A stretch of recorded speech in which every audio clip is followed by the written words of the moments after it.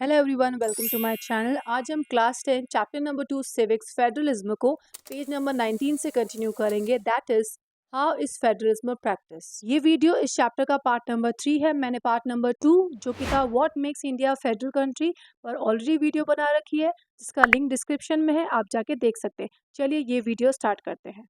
How is federalism practice. First paragraph में ये बताया गया है कि कॉन्स्टिट्यूशनल प्रोविजंस जो है वो फेडरलिज्म के सक्सेस के लिए नेसेसरी है, लेकिन ये सफिशिएंट नहीं है। कुछ और चीज़ें भी हैं जिसकी वजह से फेडरलिज्म सक्सेसफुल है। अब इंडिया में फेडरलिज्म क्यों सक्सेसफुल है, उसका रियल रीज़न है हमारे डेमोक्रेटिक पॉलिटिक्स, यानी कि जिस तरीके से हमारे पॉलिटिकल पार्टीज इंडिया में वर्क करती है या जैसा उनका नेचर है, उसी की वजह से ही फेडरलिज्म जो है वो सक्सेसफुल है इंडिया में। क्योंकि डेमोक्रेटिक पॉलिटिक्स का nature he spirit of federalism को बनाए रखता है। साथ ही साथ जो डाइवर्सिटीज़ जो हैं हमारे कंट्री में, चाहे वो रिलीजन्स में हो, लैंग्वेजेस में हो, रीजन्स एंड कल्चर में हो, उन सभी को एड्रेस करता है और उन्हें साथ लेकर चलती है हमारी पॉलिटिक्स। एंड उसी वजह से सभी डाइवर्सिटी ये डिज़ायर करती है या इच्छा करती है कि वो एक साथ रहें और स्मूथ फंक्शनिंग करें। अब हम कुछ अलग वेज देखेंगे जिस तरीके से ये हैपन होता है या फिर कैसे फेडरलिज्म इंडिया में प्रैक्टिस किया जाता है। उसमें से नंबर 1 है लिंग्विस्टिक स्टेट। लिंग्विस्टिक का मतलब होता है लैंग्वेज, यानी कि वो स्टेट जो कि लैंग्वेज के बेस्ड पर फॉर्म हुए, उन्हें लिंग्विस्टिक स्टेट्स कहा जाता है। The creation of the linguistic state was the first and the major test for democratic politics in our country. तो सबसे पहले हमने फेडरलिज्म को जो ट्राई किया था, उसका एक सबसे पहला जो वे था वो था लिंग्विस्टिक स्टेट्स बनाना। अगर हम 1947 का इंडिया का पॉलिटिकल मैप देखें और आज का प्रेजेंट का मैप देखें, तो हम देखेंगे कि बहुत सारे ह्यूज चेंजेस हुए हैं और सरप्राइजिंगली चेंजेस हुए हैं। हम कह सकते हैं ओल्ड स्टेट वैनिश हो गए हैं और उसकी जगह पे कुछ न्यू स्टेट्स भी क्रिएट हो गए। उनके एरियाज, बाउंड्रीज और नेम्स भी चेंज हो चुके हैं। In 1947, the boundaries of the several old states of India were changed in order to create the new states. So 1947 में काफ़ी सारे old जो states थे उनके नेम चेंज किए गए ताकि new states बनाए जा सके। This was done to ensure that people who spoke the same language lived in the same state. So यहाँ पर क्या डिसाइड किया गया कि जो लोग सेम लैंग्वेज बोलते हैं उनको सेम स्टेट्स में रखा जाए या उनका सेम स्टेट हो। Some states were created not on the basis of the language, but to recognize the differences on the culture, ethnicity और geography. और वहीं कुछ स्टेट्स ऐसे थे जिनको लैंग्वेज पे नहीं, अदर बेसिस पे बनाया गया, जैसे कल्चर, एथनिसिटी और geography.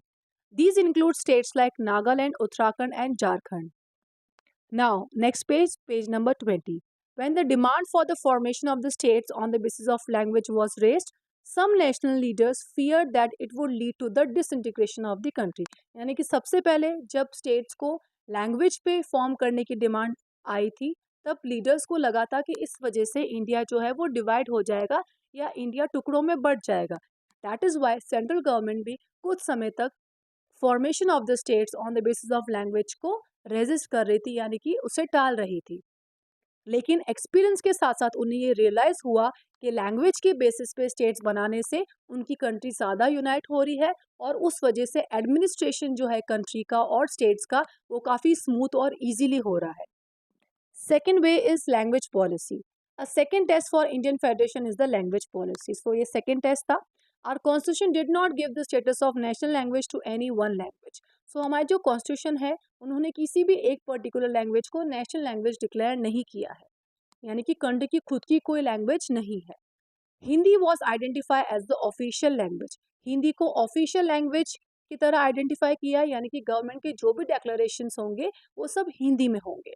But Hindi is the mother tongue of only 40% of the Indians. लेकिन प्रॉब्लम क्या है कि हिंदी जो है वो सिर्फ 40% लोग बोलते हैं इंडिया में। रिमेनिंग 60% जो लोग हैं वो अदर लैंग्वेजेस या अदर रीजनल लैंग्वेजेस बोलते हैं। Therefore, there were many safeguards to protect other languages. So इस वजह से क्या किया, बाकी लैंग्वेजेस को भी सेफगार्ड किया गया या उन्हें प्रोटेक्ट किया गया। कैसे किया गया? Besides Hindi, there are 21 other languages recognized as the scheduled languages by the Constitution. So Hindi के अलावा 21 other languages ऐसी है जिनको कॉन्स्टिट्यूशन में लिखा गया है या जिनका कॉन्स्टिट्यूशनल स्टेटस जिन्हें प्रोवाइड किया गया है। उन्हें शेड्यूल्ड लैंग्वेजेस कहा जाता है क्योंकि वो कॉन्स्टिट्यूशन में शेड्यूल्ड है। अगर कोई कैंडिडेट किसी भी सेंट्रल लेवल का एग्जाम देता है तो वो इन 22 लैंग्वेजेस में से कोई भी लैंग्वेज को चूज करके दे सकता है, यानी कि वो अपनी मदर टंग या रीजनल लैंग्वेज को सिलेक्ट करके उस लैंग्वेज में एग्जाम दे सकता है। States to have their own official languages. हर एक स्टेट की अपनी ऑफिशियल लैंग्वेज होती है, जैसे असम में असमीज हो जाएंगी, ठीक है। Then we can say Gujarat में गुजराती एट्सेट्रा। सो इस तरीके से हर स्टेट की अपनी लैंग्वेजेस होती है और जो भी उनके गवर्नमेंट वर्क्स होते हैं वो सब ऑफिशियल लैंग्वेज में ही होते हैं। Unlike Sri Lanka, the leaders of our country adopted a very cautious attitude in spreading the use of the Hindi. So Sri Lanka का हमने पहले देखा था, Sri Lanka is the other example. So Sri Lanka में ऐसा नहीं होता, लेकिन इंडिया में हमारे लीडर्स ने बहुत कॉशियस एटीट्यूड रखा था हिंदी को स्प्रेड करने में। इस तरीके से हिंदी को किया था कि बाकी लैंग्वेजेस को भी इम्पोर्टेंस मिले। According to the constitution, the use of English for official purposes was to stop in 1965. So क्या हुआ था कि 1965 में इंग्लिश का यूज जो है वो ऑफिशियल पर्पसेस के लिए उसको बंद कर दिया गया था। लेकिन यहाँ पे जो नॉन हिंदी स्पीकिंग जो स्टेट्स है उन्होंने बोला कि नहीं, ऐसा नहीं होना चाहिए, इंग्लिश को कंटिन्यू करना चाहिए क्योंकि हमें हिंदी नहीं आती है।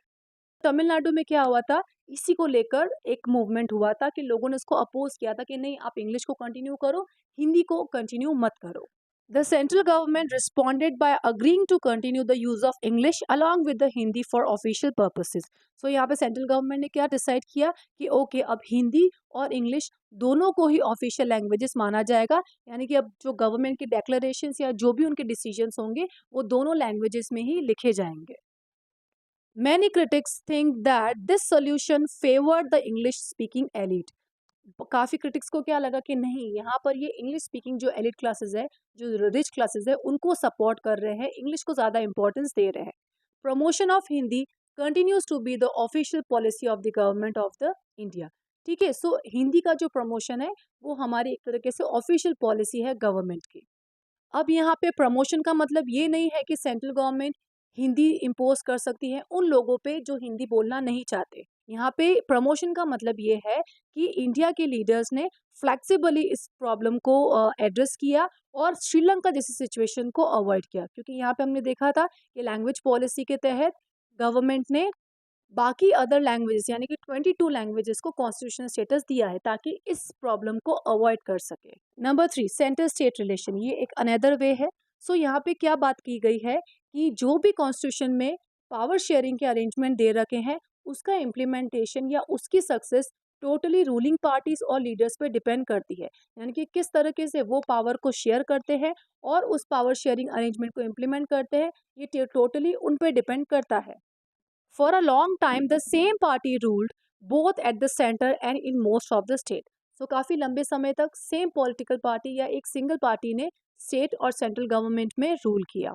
This meant that the state government did not exercise their rights as a autonomous federal union. इसका मतलब क्या है कि स्टेट गवर्नमेंट जो थी उनके पास कोई ऑटोनॉमस राइट नहीं था, उन्हें सेंट्रल गवर्नमेंट के अकॉर्डिंग वर्क करना पड़ा था क्योंकि दोनों ही लेवल्स में सेम पार्टीज थी। As and when the ruling party at the state level was different, the parties that rule at the center try to undermine the powers of the state. So कहने का मतलब क्या है कि अगर ऐसी कोई सिचुएशन होती थी जहाँ पे सेंट्रल गवर्नमेंट और स्टेट गवर्नमेंट में पॉलिटिकल पार्टीज जो है या रूलिंग पार्टी वो अलग होती थी, तो जो सेंट्रल गवर्नमेंट है वो स्टेट गवर्नमेंट की पार्टीज को अंडरमाइन करने की कोशिश करती थी, यानी कि उन्हें वीक दिखाने की कोशिश करती थी क्योंकि वो उसकी राइवल पार्टीज थी।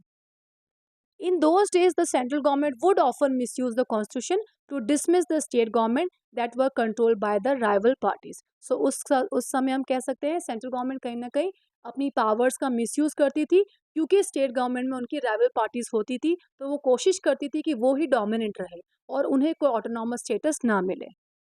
This undermine the spirit of the federalism. So इस वजह से क्या होता था, फेडरलिज्म की जो स्पिरिट है वो वीक होती जाती थी। लेकिन बाद में कुछ चेंजेस किए गए, यानी कि 1990 में कुछ सिग्निफिकेंट चेंजेस लाए गए।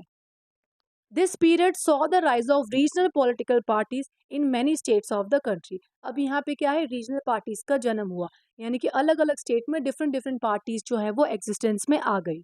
This was also the beginning of the era of coalition government. Coalition government का मतलब क्या होता है, जब एक गवर्नमेंट दो या दो से ज़्यादा पॉलिटिकल पार्टी से मिलकर बनाई जाती है तब उसे कोलेशन गवर्नमेंट कहा जाता है। अब कोलेशन गवर्नमेंट किस सिचुएशन में बनती है, जब कोई भी सिंगल पार्टी को क्लियर मेजोरिटी नहीं मिलती है लोकसभा में। Since no single party got a clear majority in the Lok Sabha, the major national parties had to enter into an alliance with many parties. So अगर जब क्लियर मेजोरिटी नहीं मिलती है तब काफ़ी सारी नेशनल पार्टीज मिलकर एक कॉमन पार्टी बनाती है, उसको कोलिशन गवर्नमेंट कहा जाता है. That means they enter into an alliance with many parties including several regional parties to form the government at the center. So यानी कि कोलिशन का मतलब क्या है, दो पार्टीज, वो नेशनल पार्टीज भी हो सकती है और वो रीजनल पार्टीज भी हो सकती है, वो लोग मिलकर एक कंबाइंड अलायंस या कंबाइंड कोलिशन बनाते हैं और फिर कंट्री को रूल करते हैं. This led to a new culture of power sharing. So एक तरीके से ये एक नया तरीका हो गया पावर शेयरिंग का, जहाँ पे डिफरेंट पॉलिटिकल पार्टीज अलायंस बनाकर पावर को शेयर करती है और कंट्री के एडमिनिस्ट्रेशन को चलाती है. And respect for autonomy of the state government. Okay, so इससे स्टेट गवर्नमेंट में जो भी पार्टीज है उनको भी मौका मिलता है कि वो कंट्री के एडमिनिस्ट्रेशन को रन कर सके और उन्हें ऑटोनॉमस स्टेटस दिया जाता है. This trend was supported by a major judgment of the Supreme Court that made it difficult for the central government to dismiss state governments in an arbitrary manner. इसका मतलब ये है कि ये जो नया तरीका है पावर शेयरिंग का, इसको सुप्रीम कोर्ट सपोर्ट कर रही है, क्योंकि पहले सेंट्रल गवर्नमेंट अपनी पावर्स को मिसयूज करती थी ताकि वो स्टेट गवर्नमेंट्स को अंडरमाइन कर सके. लेकिन अब ऐसा नहीं हो सकता, क्योंकि अब रीजनल पार्टीज और कोलिशन गवर्नमेंट्स भी रूल कर रही है या कंट्री के एडमिनिस्ट्रेशन को चला रही है. सो अभी जो स्टेट गवर्नमेंट है वो ऑटोनॉमस है, वो इंडिपेंडेंट अपना एडमिनिस्ट्रेशन रन कर सकती है.